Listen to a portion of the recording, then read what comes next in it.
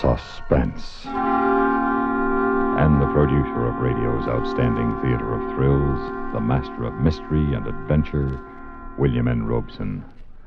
Almost every malefactor starts yelling, "I was framed," as soon as the law puts the arm on him. And sometimes they have been.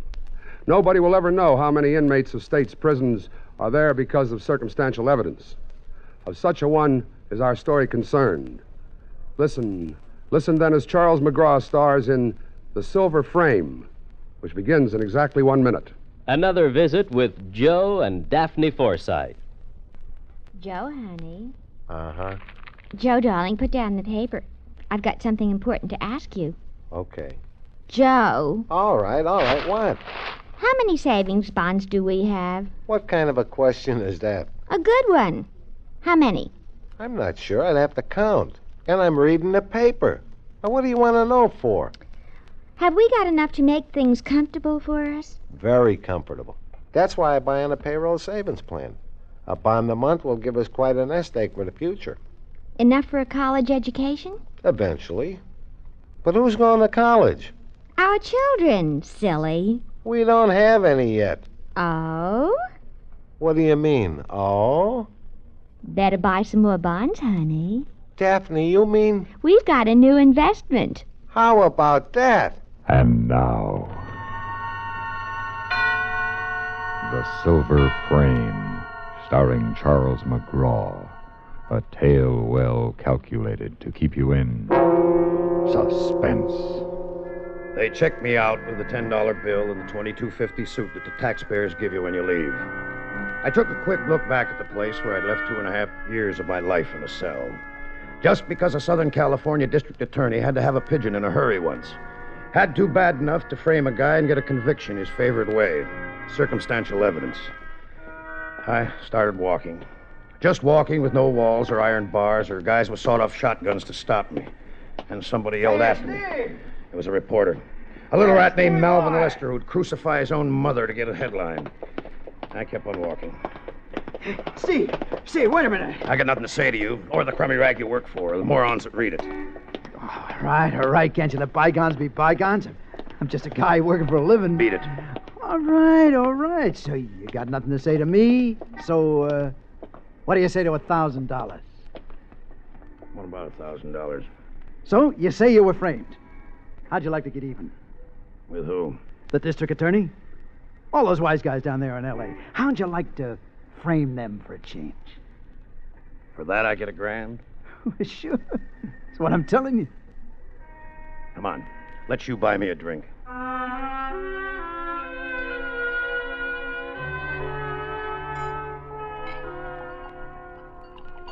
First bell to booze in more than 2 years. Okay, what's the pitch, Melvin? Well, there's been quite a lot of cases like yours lately. Circumstantial evidence. The DA looking for quick convictions and building himself up for the election, you know. Yeah, I know. So my publisher's tangled with the DA a couple of times already, so we want to lower the boom on him. That's where you come in. How? Like this. There's a dame, see? What dame? Well, that's all arranged. You pay her a little social visit, see? You cut yourself a little with a butcher knife or something, and there's blood, she screams, you beat it. But you leave your hat and your driver's license. I don't have one. So we'll get you one. The neighbors hear the scream. They see your car driving out the driveway. They call the cops. Now, the cops don't find the body, of course, but they find blood in your car. Yeah, go on. They pinch you, and you tell a straight story. The blood is an accident. Then you had a quarrel, and she started to yell, and you left. But they don't believe you. They book you on suspicion of murder, and we play it up big. Cops picking on ex-con, you know, that angle. You sweat it out, and you clam up. What happens to the dame? 2 days later, the dame comes back from Palm Springs, and we splash it all over the front page. Her story, your story, circumstantial evidence, again. We bring up all the other cases. We just keep right after them. In a week, the DA don't even dare show his face on the street. He's dead. Finished. Well, how do you like it? I like it. Okay, kid. You're in. Well, what about the dough? Half now, half when we spring you. Okay? $1,000 and the DA thrown in. Okay. Lester paid my way down to L.A., bought me a new outfit and a hat with my monogram and the sweatband. He rented me a car and checked me into a hotel. While I was soaking in the tub, he went over to his boss office, the big shot publisher, L.B. Rawson, and brought back 5 bills and the dame's name and address. It turned out to be a beach house at Malibu. This was the first surprise. I sort of expected it to be some third-rate downtown hotel. But the big surprise came when the front door opened. Mr. Gates? Well, that's right. Are you Miss Fox? Yes. Won't you come in? Thanks. What's the matter, Mr. Gates? You look a little startled. Maybe I am. Why? Well, I hadn't expected you to be so So what? attractive is a polite word for it, I guess. Why, aren't you used to meeting attractive women, Mr. Gates? Not where I've been for the past few years. Oh, of course, I'd forgotten. Can I make you a drink? Oh, thanks. Why is it you always expect that anyone who's been in prison will be lantern-jawed and have a scar on his face or something? To tell you the truth, I'm a little startled myself. Quite a layout you have here. It is nice, isn't it? Yeah, right over the ocean. Uh-huh. Look here at this window. You know, from this window, when the tide is in, you can actually dive into 30 feet of water. I've done it. That I'd like to see. Would you? By the way, what's your first name? Steve, what's yours? Silver. Silver? What? Oh, I get it. Silver Fox. Cute. It's my real name, too. One of Dad's ideas. Oh, he was a character. Yeah, I'll bet. And I'm another, huh? What? Come on. What's this all about? What's the angle? Well, didn't they tell you? Oh, sure. They told me. But they didn't tell me anything about a dame living in a $50,000 beach house with $500,000 of clothes on her back. Steve, you're hurting my arm. Talk. I'm doing this job for a lousy grand, about what your kind would spend on a weekend in Las Vegas. Oh, no, come on. You're not in this for dough. You're in it for something else, and I'm going to find out what it is. Wait, you little... You were hurting me. Well, you didn't have to bite clear through my hand, did you? Well, anyway, now you won't have to lie about our having a quarrel, will you? Oh, it's bleeding. Here, I'll get something. Never mind that. Just talk. All right, Steve. I am doing it for the money, really. What about all this? The house is rented for only a month, and the clothes go back to Western Costume. Oh. Steve, you hurt me. I'm sorry. You know what my father used to say when I was a little girl? The character? Uh-huh. He'd say, I'll kiss it and make it all well. Like this? Uh-huh. Like this.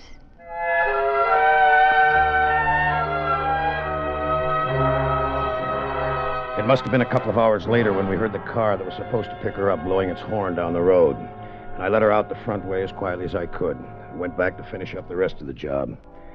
I knocked over a couple of chairs and shoved the furniture around some to make it look as though she'd put up a good fight. Then I threw my new hat with the initials in the band over in the corner and dropped the bloody handkerchief that I'd wrapped my hand in on the kitchen floor. About an hour after that, I was back at the hotel. I corked off as soon as I hit the sack.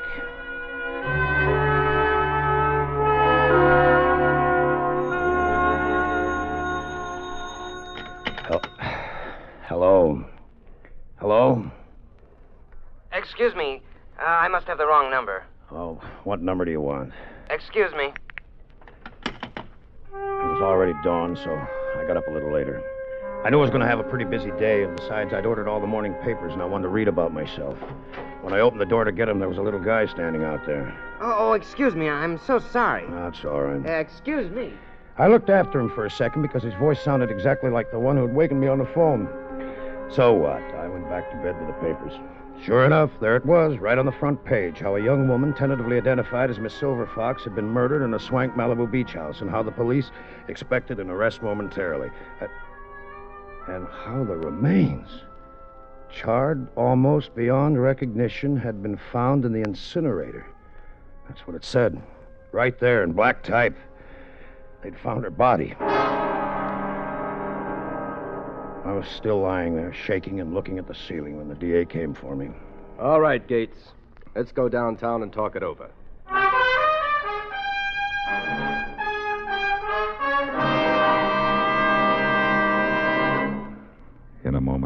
we continue with the second act of Suspense. What constitutes a symbol of heroism? When it comes to one of our best-known military medals, the Purple Heart, the symbol is a purple enameled heart within a bronze border.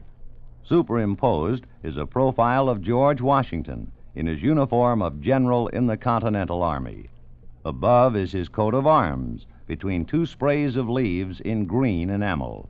The ribbon is purple with white edges. The Purple Heart was the first American military decoration and was created as the badge for military merit on August 7th, 1782, in an order from Washington's headquarters at Newburgh, New York. Only 3 were awarded for action during the Revolutionary War, and none after that time until the Order of the Purple Heart was reinstituted on the 200th anniversary of George Washington's birthday, February 22nd, 1932. The Purple Heart is awarded to individuals wounded in action against an enemy of the United States, or as a direct result of an enemy act. The blood, often the lives, of many brave servicemen backgrounds the Purple Heart, a proud tradition of service and sacrifice. And now, starring Charles McGraw, Act 2 of The Silver Frame. Why did you kill her? I didn't. You was in love with her, wasn't you? No. You just got out of queue, you went to see. You found out she'd been double-crossing you, so you killed her. Come on, don't be a sap. Talk. He's right, Steve. Why don't you make a full statement? Maybe there were extenuating circumstances. Maybe we can make a deal. I've told you the whole story. I've been... Framed, sure, you're always framed. What about the blood? What about your hat? What about the body? I don't know anything about a body.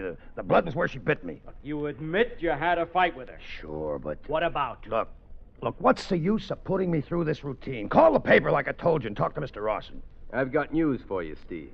We did. Yeah? He says it's the most cockeyed story he ever heard in his life. In short, he says you're a liar. Oh, he's covering. He's scared. All right, then, get a hold of Malvin Lester. He's a rat, but he can't be rat enough to let an innocent man go to the gas chamber just because his boss tells him to. I'm afraid we can't get a hold of Lester. Why not? He's in the morgue. Who killed him? That's our worry. Oh, it shouldn't worry me a bit, huh? Steve, be smart. Do what I tell you. Maybe we can reduce it to second degree. I can almost promise you the worst you'll get is life. Oh, thanks. But I'm warning you. If you make us go to trial on a first-degree murder indictment, I'll send you to the gas chamber just as sure as... Okay. Oh, okay, I'll talk. Well, now you're using your head. Here's a statement all made out. Just a general confession, you understand. We'll get the details later. All you have to do is sign. I'm not going to sign anything you wrote. Okay, write your own statement. I don't want to write anything. Well, what do you want? You just Look, said that... Look. Take me out there to her place. I'll go through the whole thing for you, just the way it happened. Every word, every move. You can have a stenographer take it down, and then I'll sign it. Well, I guess there's nothing wrong with that. It's a deal, then? It's a deal. It was dark when we got out to the beach. I was taking a long, crazy, desperate chance, and I knew it. If it didn't work, well, the spot I was in, it wouldn't make much difference anyway. And then we were inside of the house, and they were all standing around, and I was in the center of the stage. All right, Steve. Do your stuff. Well, we had a few drinks, and, well, I hadn't been in the same room with a woman for 2.5 years, and well, anyway, she fought me off, and that's when she bit me. That happened here. We were standing right here. Then what happened? Well, she broke away and ran across the room and to about where you were standing, only back a little further. Here? Yeah, about there. And what did you do? When she bit me, it hurt. I was startled. I backed up a couple of steps toward the window until I was standing about here. Then what did you do? Then I jumped! Hey, get away! Get away! Hey, get away!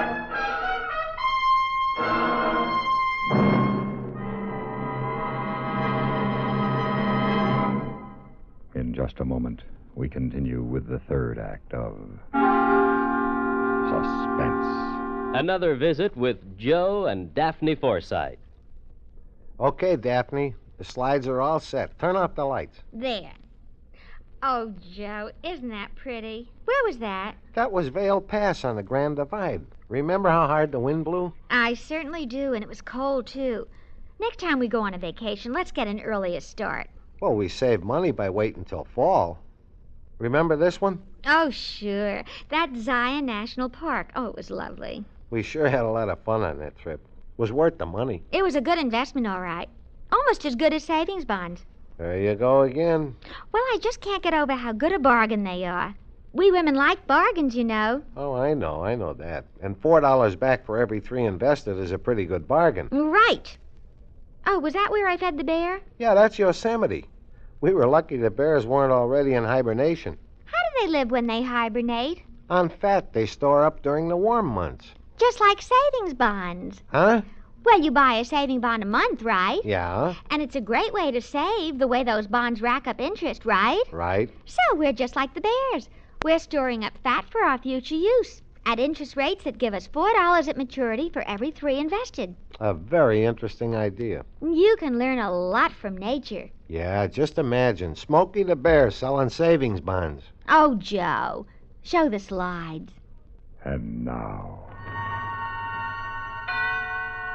starring Charles McGraw, Act 3 of The Silver Frame.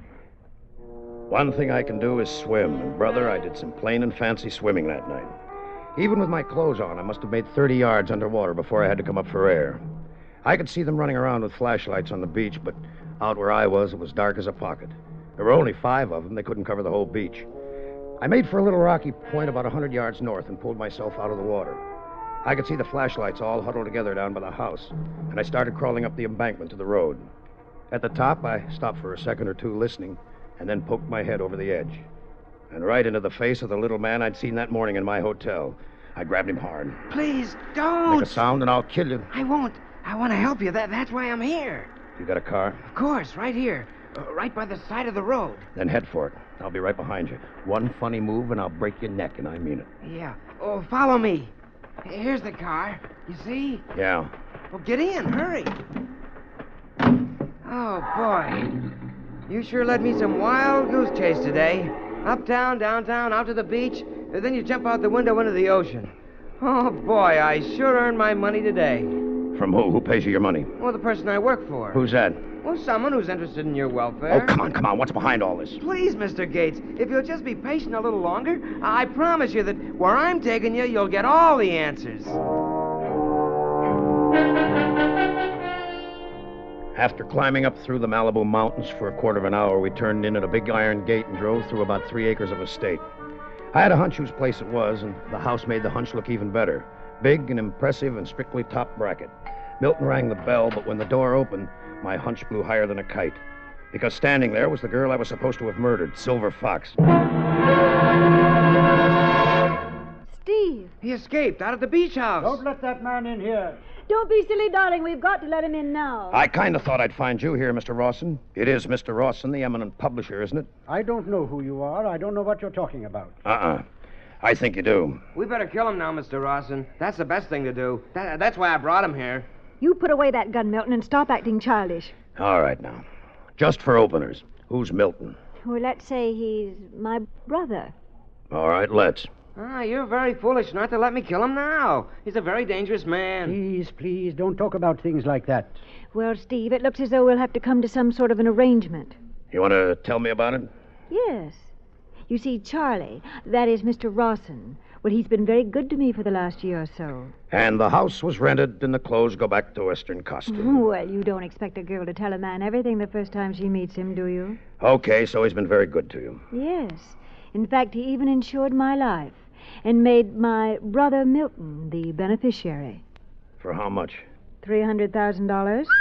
Gates, I swear to you I knew nothing about this. The proposition that Lester put to you was absolutely genuine. Well, maybe it was to start with. But, Mr. Rawson, I think I could make a pretty accurate guess as to who suggested the little stunt of framing the DA. It was Silver, wasn't it? Yes, it was. I thought so. She's a very smart girl, this one. By the way, what happened to your reporter, Malvin Lester? Who can trust a man like Lester? Something had to happen to him. And the girl in the incinerator? Just a girl, a friend of mine. Nobody, really. So you kids collect the insurance and I hold the bag. Is that the way you want it, Mr. Rawson? No. I had no idea Silver would do a thing like this. How long do you think an old goat like you is going to hold a doll like this when once she gets her hands on heavy dough? I think we can settle this, Mr. Rawson. Of course, there's been a couple of murders. Before we can get the cops off her necks, they're going to want somebody to pay for them. If it's money, I can easily... No can do. Not a murder rap. They'll want a victim. A patsy. I don't understand. Why not Milton here? He actually did the killings. Why, All right! I warned you! Duck, Steve! Thanks, baby.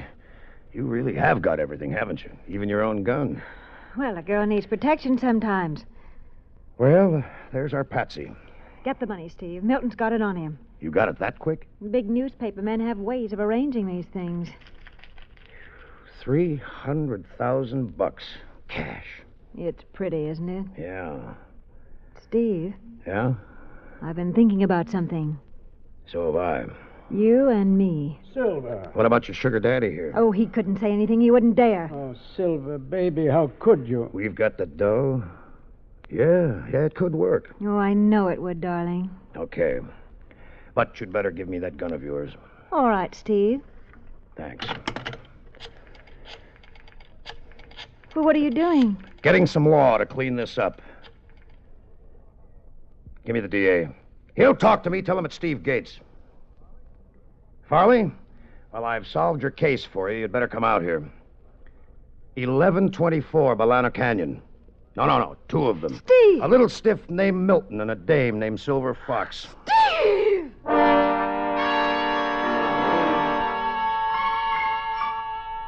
I got drunk the night she went to the gas chamber, but I couldn't get drunk enough.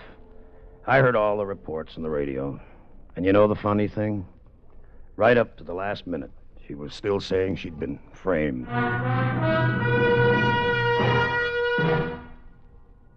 Suspense, in which Charles McGraw starred in William N. Robeson's production of The Silver Frame by William Spear.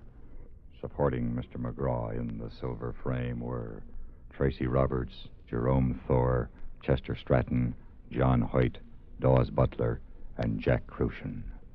Listen. Listen again next week when we return with Herbert Marshall in The Long Shot.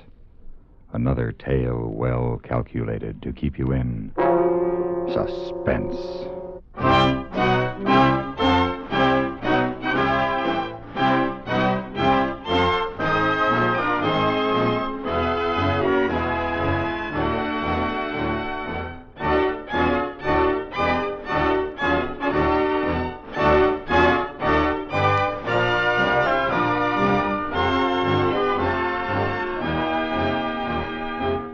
Suspense has been brought to you through the worldwide facilities of the United States Armed Forces Radio and Television Service.